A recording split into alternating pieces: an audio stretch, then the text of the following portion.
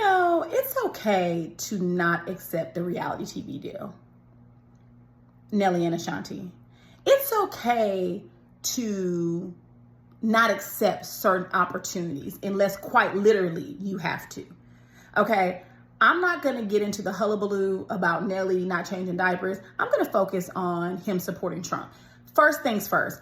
I don't believe Nelly has seen the inside of a voting booth in 2 decades. So no worries there. He's not voting for anything. And that's his choice. If he chooses not to participate or, activate his civic duties, that's on him. However, what I will call BS on is this PR statement that he keeps making in every interview, that he was raised to respect the office of the presidency.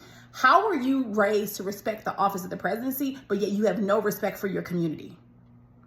And just because Nelly, yes, he has done a lot of things for his community. He has done a lot of things for St. Louis, but 2 things can be true simultaneously. You have done a lot of things for your community while not being good to your community.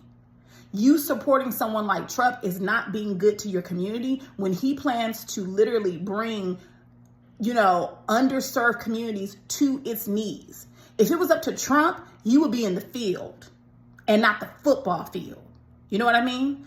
And so for you to say that you respect the office and you were raised to respect the office, but it's apparent that you weren't raised to have that same respect for your community. Okay? It's apparent that you have not been raised to have that same respect for women. To make these ad hominem attacks against Vice President Harris, I know she was like Nene, like, what do I have to do with this? See how I get thrown in this? She's minding her business in California. And here come you talking about she's half white with a white husband, which is not your business, and white stepchildren, which is also not your business. But here's a quick question. You seem to take issue with her not being a full Black woman. What race was Miss Jackson? Your last public ex.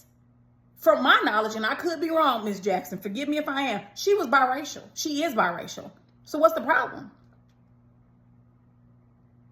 You commented on her being a prosecutor. Well, here's the thing. Let's back up. You have no problems with attorneys and cops that you can pay off. I don't know if Nelly has a gambling issue, but what I do know is that he's been in a series of legal challenges and issues. And what I do know is that every time one pops up, all of a sudden it mysteriously goes away. And it's not mysterious. You are paying people off. So you have no problem with your attorney negotiating with prosecutors to make these things go away. But you have a problem with VP Harris being a prosecutor? Make it make sense. Because the attorney that you pay well, and he does his job well, if he doesn't nudge up to judges and prosecutors, your ass would be behind bars right now.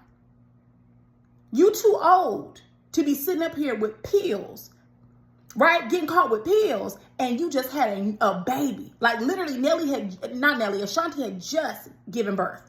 And here you are getting caught with pills. And mysteriously, everything goes away. You have no problem writing checks to prosecutors and the such and the like. But you got a problem with VP Harris because she was a prosecutor. Make it make sense. The problem is, Nelly, you're not being honest with the audience. There are 2 things that you need to be honest about. One, you just need to say, hey, Trump and I share a core audience of white, country, undereducated MAGA folks. If you've been to a Nelly concert in 2025 or in most recent years, when the camera scans, who's primarily in the audience? White people. I mean, they love that. It's all in my head. They love that damn song. It's like a national anthem for them. Okay? So you cannot afford, literally, financially, you cannot afford to alienate and disrespect your core audience. That's one. Your first hit single, national hit single, you say, let me in now. Bill Gates, Donald Trump, let me in now. And you don't change those lyrics, which you can't.